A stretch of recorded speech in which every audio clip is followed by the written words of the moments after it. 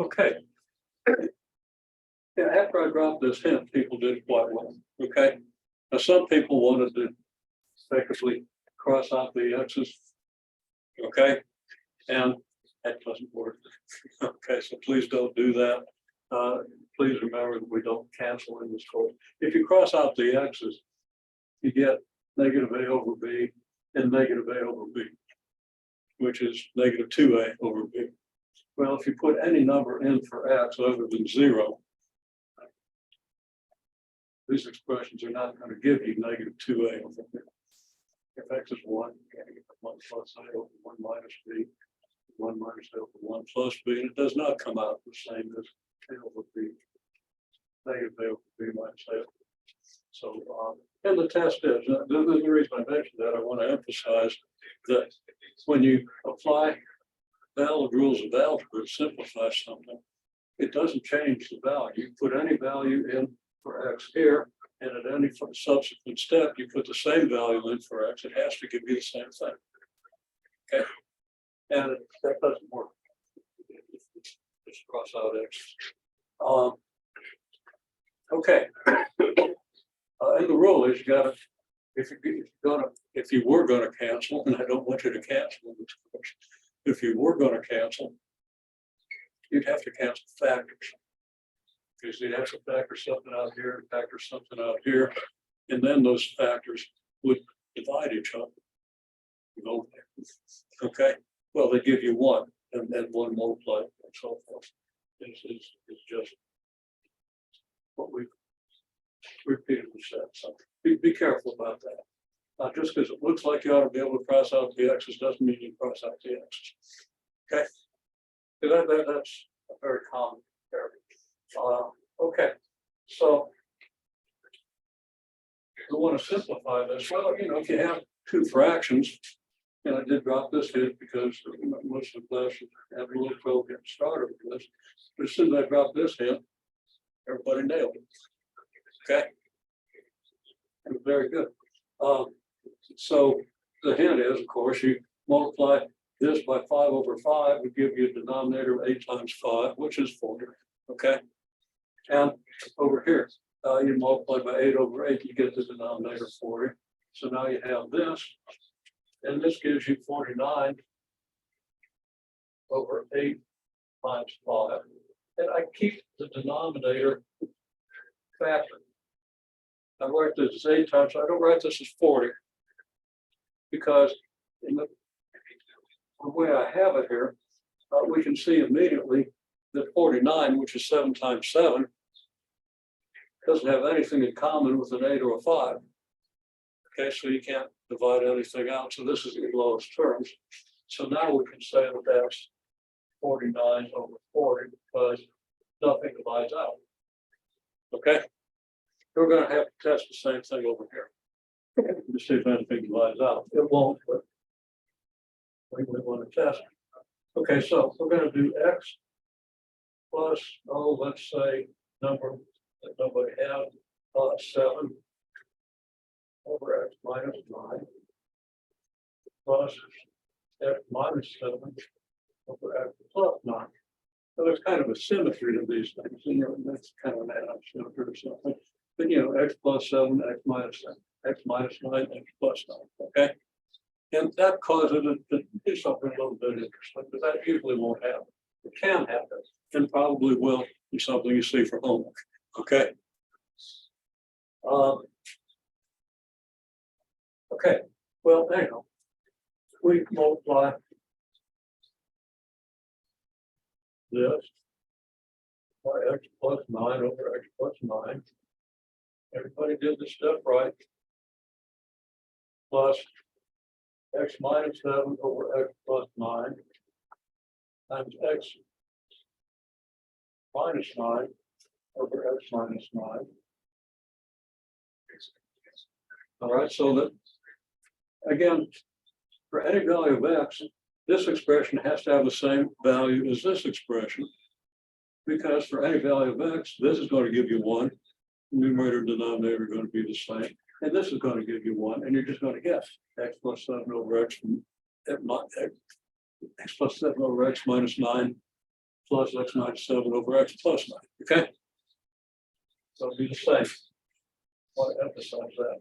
Okay, now we multiply this out. This is going to give us x plus 7 times x plus 9. Now I'm going to go ahead and add the numerators because we see the denominators are the same.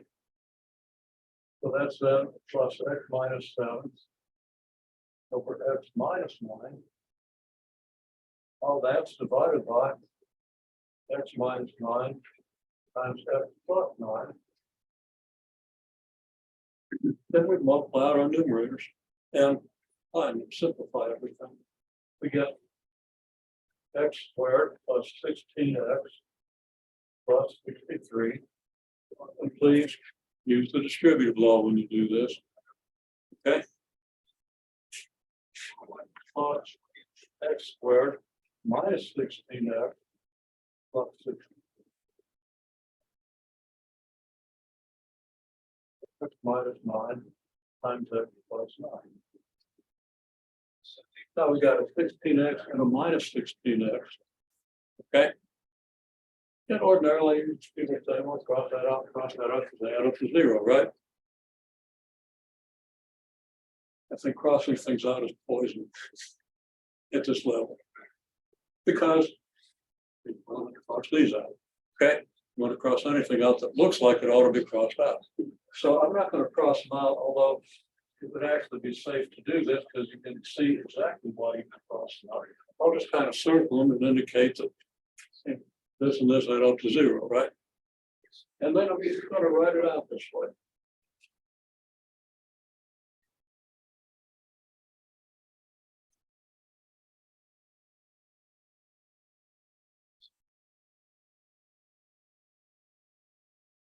I'm going to write 0x over here. Just to emphasize.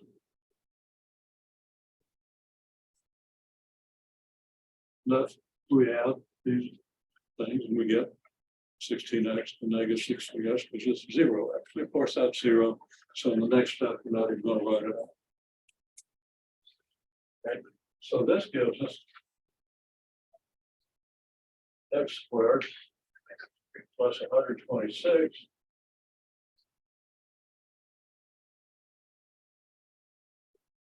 over x minus 9 times x minus 9. Okay. Good.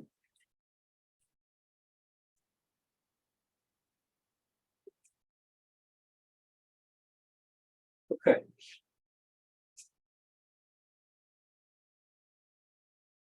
Now we see if we can factor the numerator. But we can't. Okay, it's not going to factor. Because if it factors, that means their value of x would make it 0. And no value of x is going to make this 0. Because this is positive and x squared is always positive.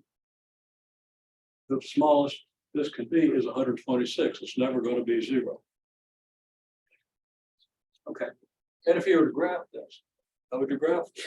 You take the x squared function and move every point up 126 units, right? And you have a graph way up here with the origin of the x-axis way down here. The graph doesn't cross the x-axis, so it's never 0. Okay.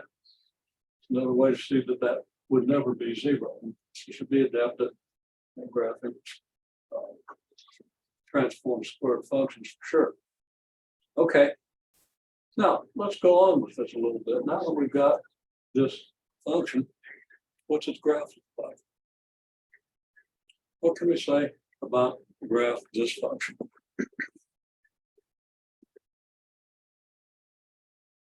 Okay, now, so we're going to let r of x equal this. I didn't have a plus on one of these. That turned away with my minus sign, but there it is. So this is a rational function. I'll call it r of x. And we've established that the numerator can never be 0, so that the whole thing can never be 0, because no matter what you divide this numerator by, even if the denominator gets way, way huger than the numerator, it's going to give you something small, maybe positive or negative small, is going to be small.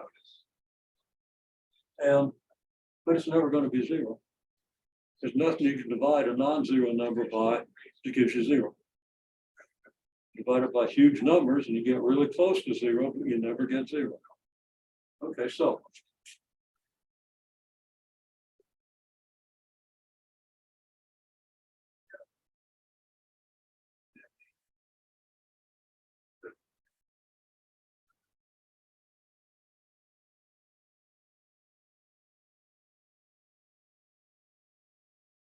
So the numerator is always, actually I meant to say always, greater than zero.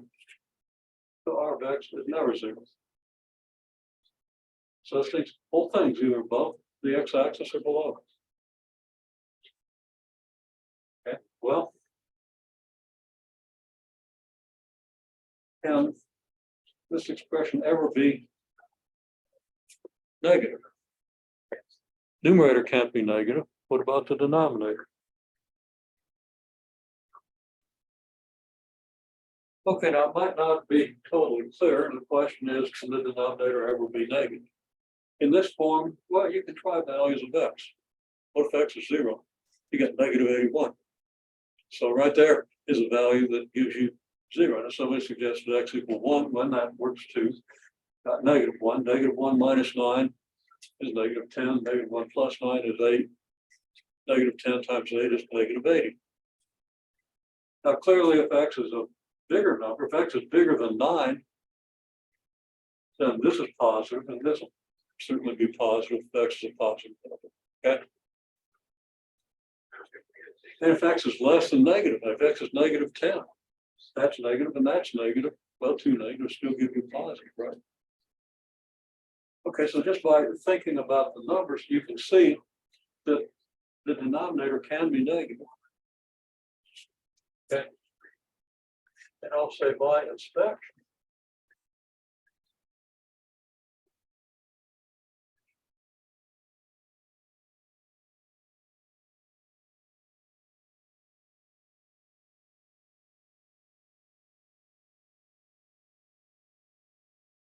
It'd be negative or positive.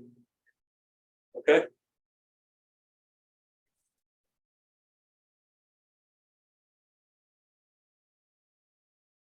And also the denominator can be zero. Well, let's look where we're at. R of X is never zero, but it can be positive or it can be negative.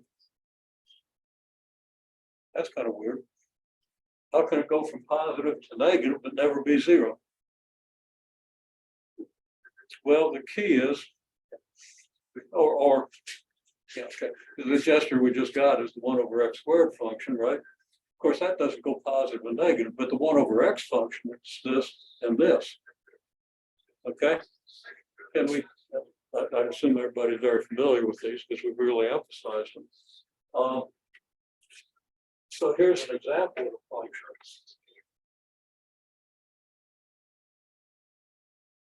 That can be positive or negative, but it never touches zero because you have an asymptote with the x-axis here and an asymptote with the x-axis here. You never touch it. X gets really huge, positive or huge or negative huge. So you get really close to zero, but you never get it. And something similar happens here.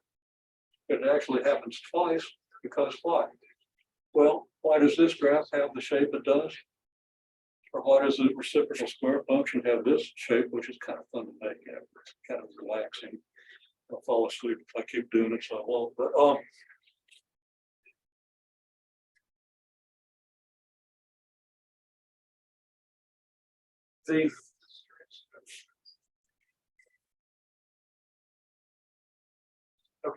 this makes it clear.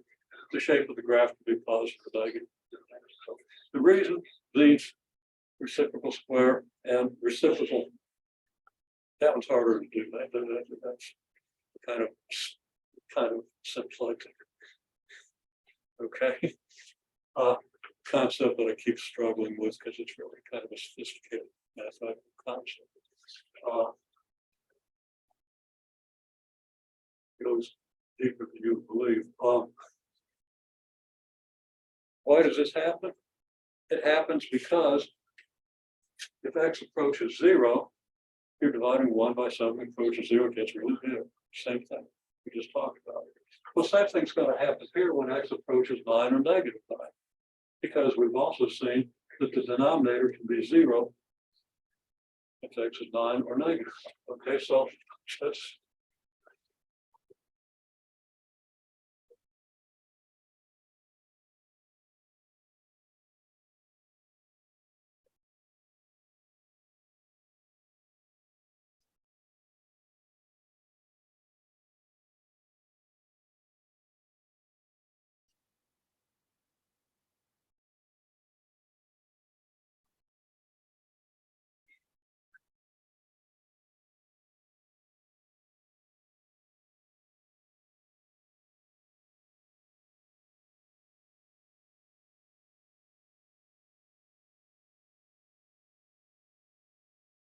okay. So what I'm writing here, denominator is 0 if x is 9 or negative 9. The numerator is never 0. So when x is close to 9 or negative 9, r of x is a big number.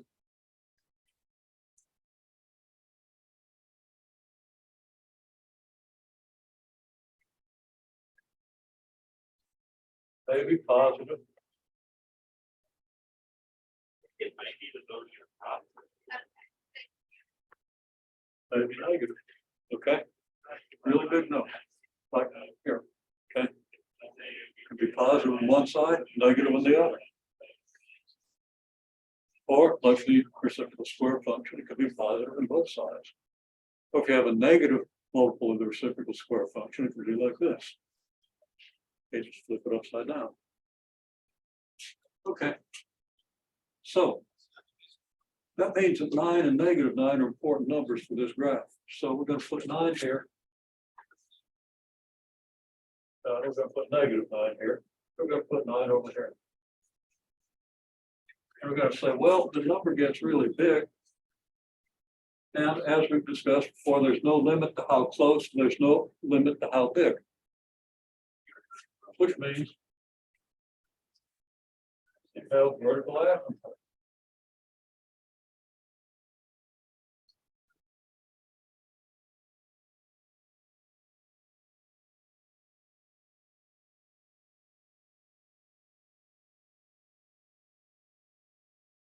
Here and here. So whenever you get close to negative 9, things going to either go up like this or down like this on this side. And on this side, you're going to go up or down. Okay. Okay, so we've established that. Now let's also think, what happens if x gets really, really big? Tell me what you see about that. Try put, actually go ahead and let x be 100. Take your calculator and multiply out what you get.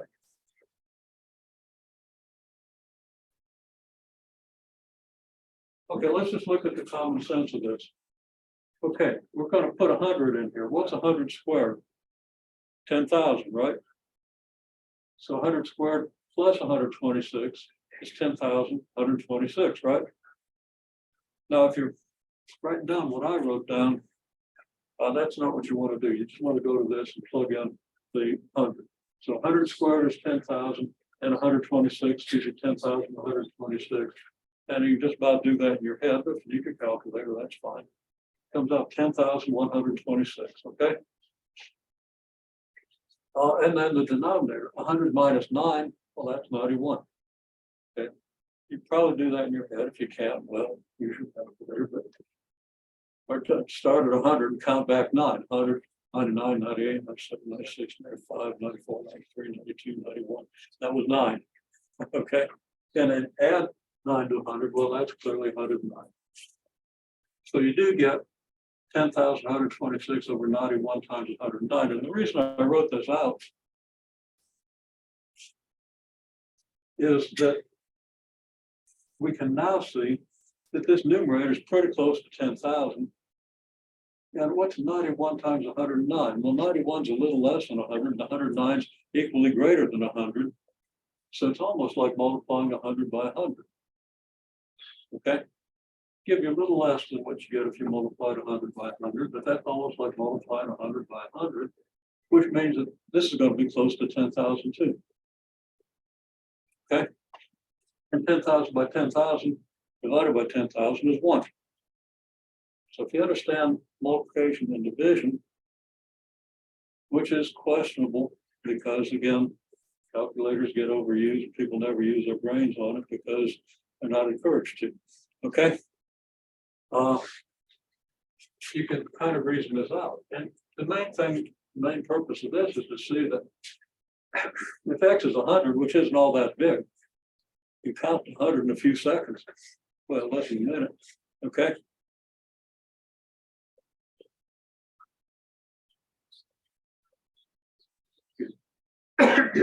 Okay. The main thing you have here is the X squared in the numerator. And you also have an X squared in the denominator if you multiply this out. So I could write this out. It's good to have the factor form.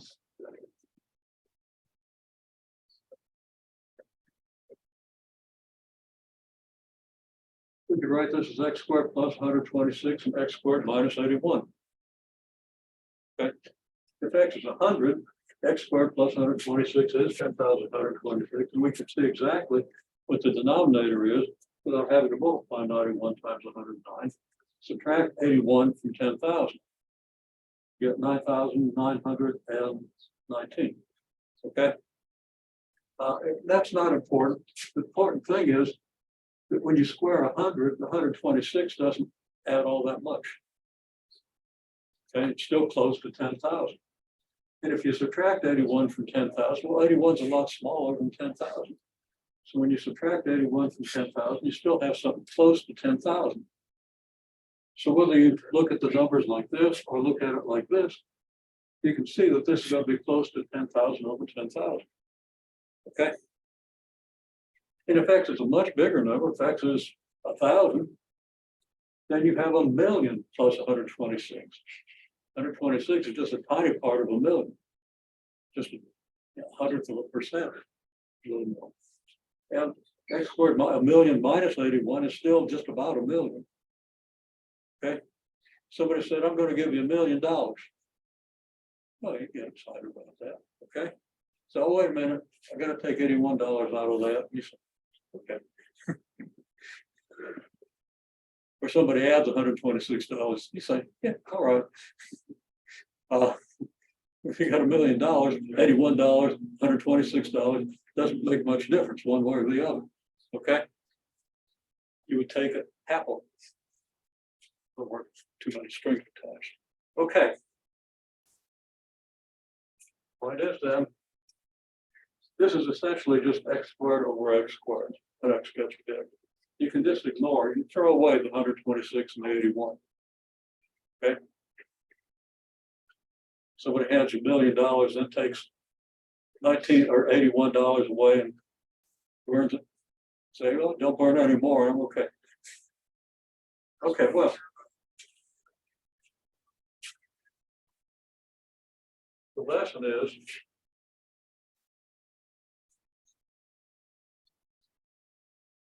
as X approaches infinity,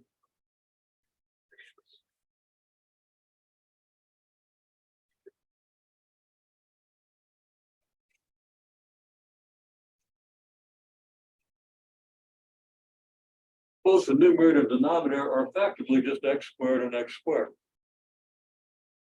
They differ very little, very tiny percent. And, 1,000 is not even a big number. You count 1,000 in 20 minutes.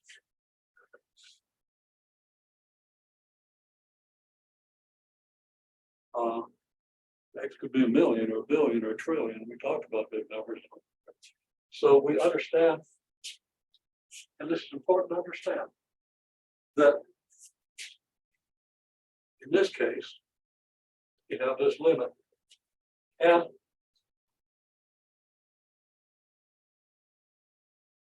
as X goes to negative infinity,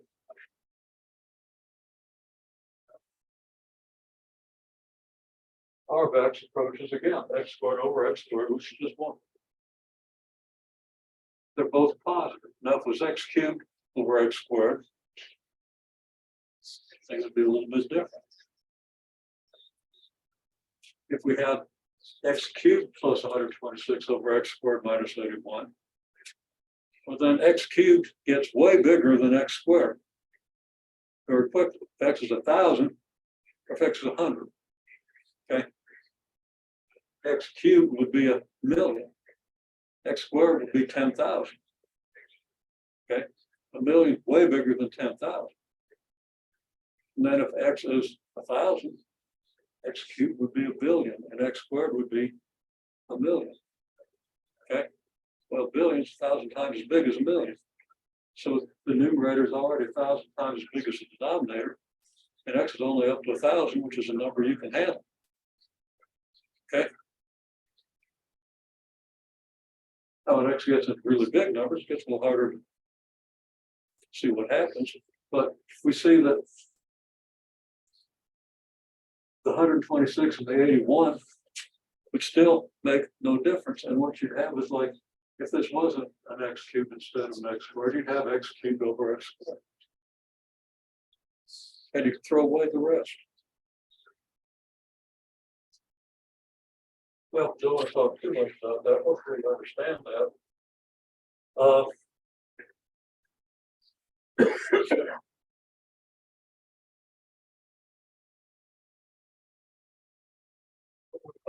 We call it end behavior or long run behavior. Is it long run? Because there are different authors use different terminology, and I'm not even sure they're completely consistent with open math. I think they're fairly consistent with long run behavior, but long run behavior and behavior. Behavior as x approaches infinity or negative infinity. Okay.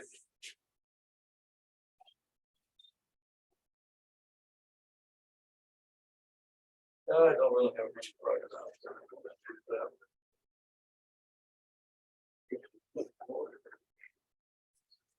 Okay, so again, now we're doing R of x equals x squared plus 126 over x minus 9 times x plus 9. And we know that that's x squared plus 126 over x squared minus 81. And I'll redraw things we've got for the graph, but let me come over here and generalize a little bit.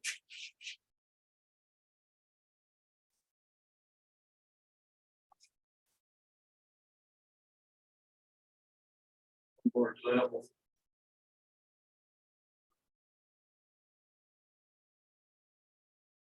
well, I'm just going to write it out. R of x equals P of x over Q of x.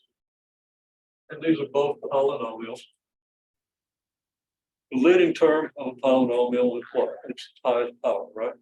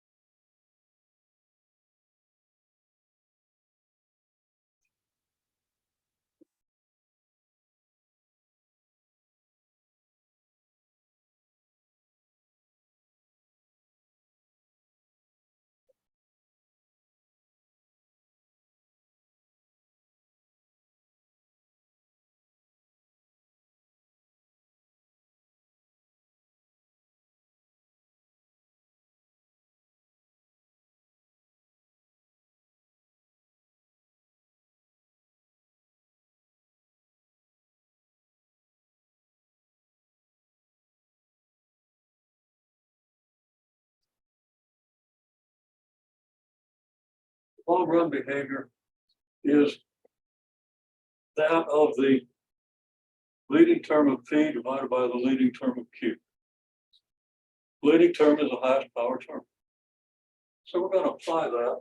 And what I've been talking about is essentially that. Now let's come back to this function and see how that applies.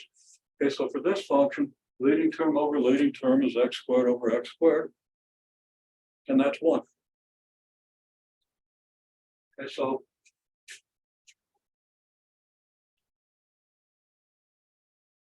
kind of done there. So what do we know now about this graph? I think I've got to kind of remember what we already said is that,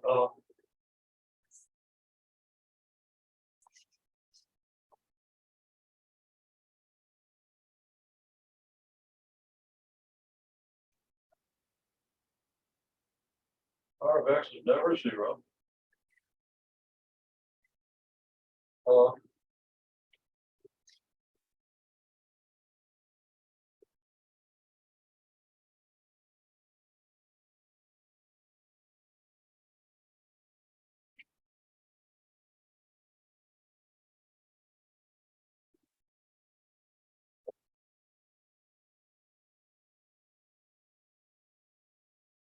All red behavior in the process of making really bad infinity here. But R of X approaches one as X approaches infinity or X approaches negative infinity. Okay. And also asymptotes at -9 and 9.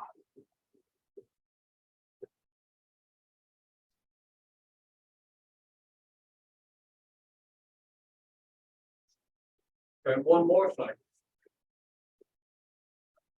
What's the y-intercept of this function? Now observe how badly I located my 9 and my -9. 9's way closer to the origin than -9. It's okay when I was looking at it from this angle. Just over. Okay, so be more careful than I was. Make them a little more representative because it's nicely symmetric. So when you draw it, you're going to be able to draw it much better than I have, since I've already committed myself to uneven scale. Still, you get the idea. Okay, the other thing that we were just talking about is a y-intercept.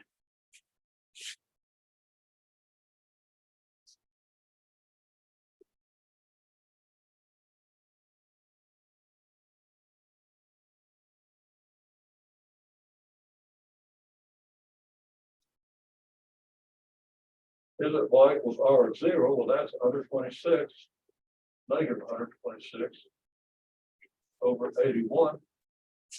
And that's pretty close to -3/2, -1.5. Okay. That's pretty close. -1.5.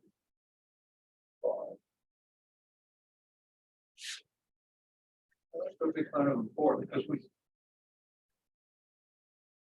we want to know where y equals 1 is, because R of X, and of course that's y equals R of X. Y is the value of R of X, approaches 1. Okay, so we want y equals 1 up here.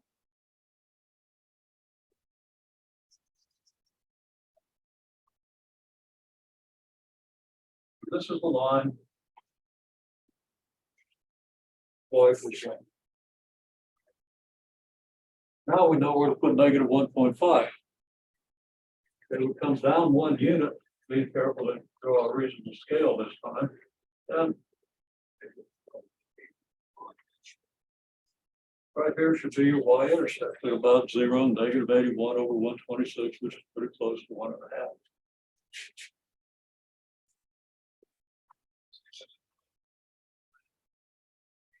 I said 81 over 126. I think maybe I did. It's 126 over 81. Maybe. Okay. So now we've got the graph. We know in the long run that the graph has to approach this line. As we go out there with big values of x, y has to get close to 1, right? So that's what we've done. You got 100, it's going to be like 1.02 and all that. Okay, and then same thing over here. As x goes to -infinity, we have to approach this. Now, maybe we approach from above, maybe we approach from below. Well, I'm going to ask you to copy down a better graph than I drew with all these features labeled, and then see if you can draw a curve that fits it.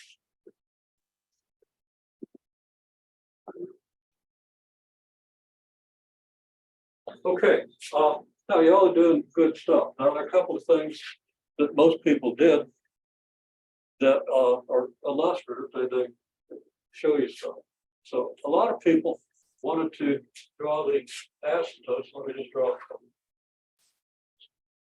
small version of the graph like so. So we got these asymptotes, we got this point that we got to go through, okay? A lot of people wanted to draw a curve like this.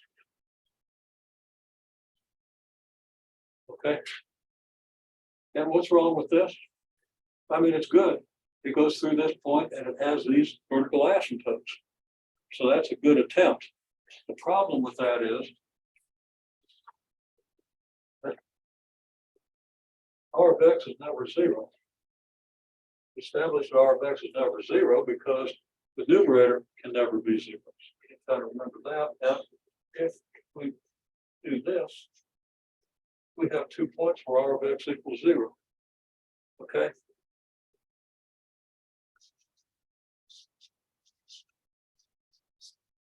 To say not quite.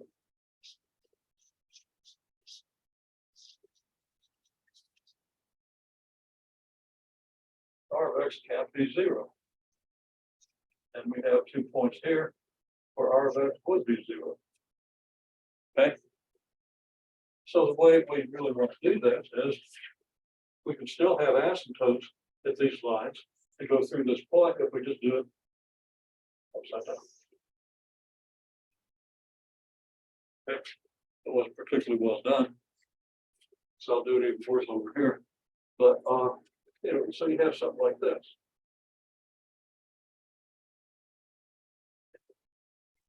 I'm touching a little bit over here because I want to test my levels. But you get this idea, right? So I've actually kind of hit my asymptote over here. You can't do that, but I think you get the idea. Okay, well, the other thing is, what happens if you go on the other side of X equals 9? If you go on the other side of X equals 9, you have to have an asymptote. So it's either got to come down like this or come up like this. If it comes up like this, it's going to go through the x-axis. You have the same error we have over here. If it hits the x-axis, that means R of X is 0, and it can't be. That means it's got to have an asymptote. The vertical will come down here, and then we have to approach this horizontal line as X goes to infinity. Just remember, Y equals 1 was the. We got that from the long run behavior. As X goes to infinity, Y approaches 1. If X goes to negative infinity, Y approaches 1. Okay, well, that means they're going to want to come down like this. And same thing over here. We've got to approach this asymptote. So we've either got to come down from here, we've got to come up from here, and then approach the horizontal asymptote. If we come up from here, we go through the x-axis. We can't do that because R of X can't be 0. So we do this.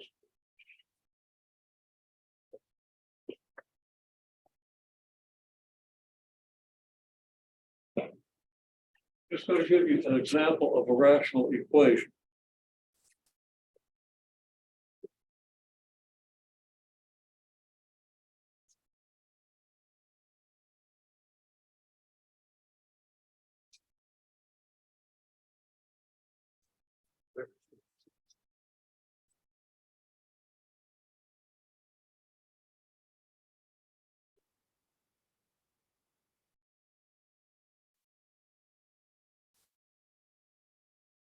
If we look at this equation, what's the first thing that you notice about the equation other than you have polynomials divided by polynomials? Okay, just overall, what's the one thing you see about the equation that triggers an immediate reaction?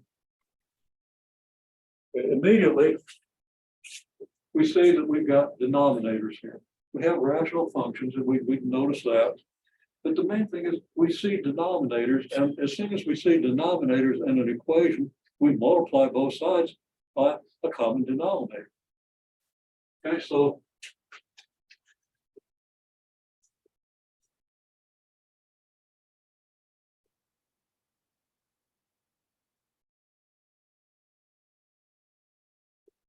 Big deal.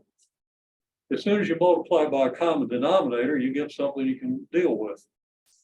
We multiply both sides by x plus 7 times x minus 3.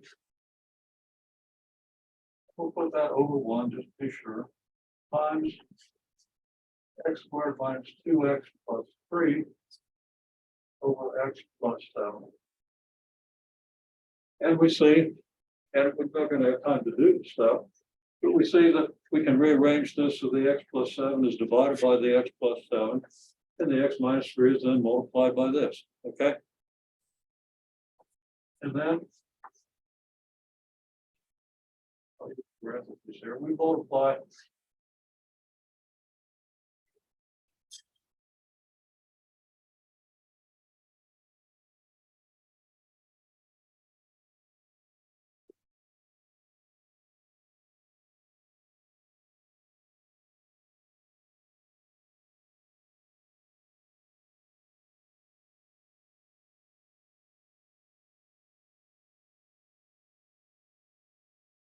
the same thing, yeah, the same thing, but the right-hand side. And we see that, well, when we multiply by this, the x minus 3's will go away. When we multiply by the 5, we still have all this. So I'm going to write down what we get, and you can review this, think about it if you wish. But we're going to end up with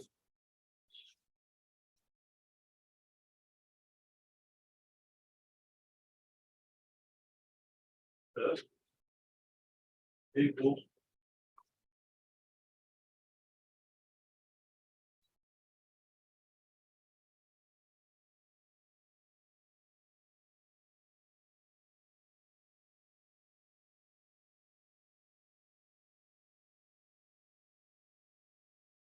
okay. And that's pretty straightforward. Now, a couple of steps, you got to be careful that you don't start crossing out x's, but not the other things and so forth. Okay, you got to just be very careful about this. Then I can multiply x minus 3 by this and x plus 7 by this. Just using distributive law. It's very simple. I'm not going to take the time to do that because I have to do it at the very end. I might make a mistake. Not that I'm reluctant to make mistakes. But what you're going to see is, what you're going to have on the left-hand side, you're going to have an x cubed here, right? And you're going to get an x cubed from the x times x squared here. Of course, that means you got x cubed on both sides, so you can subtract x cubed from both sides. And just get a quadratic. And this is quadratic. So when you multiply this all out, you just end up with a quadratic equation. Now that's one typical thing that can happen. There are other things. The main thing, if you start by multiplying both sides by the common denominator and do that correctly, then you just end up with a polynomial equation that might well be quadratic, so you could actually solve it. Or it might be a cubic that you could factor. And you're gonna see that on one of the assignments. I'm going to look to see if I can rearrange the assignments a little bit, so you don't have to deal with too much of that, and you can concentrate on graphing the rational functions. So that might or might not be due before the next class.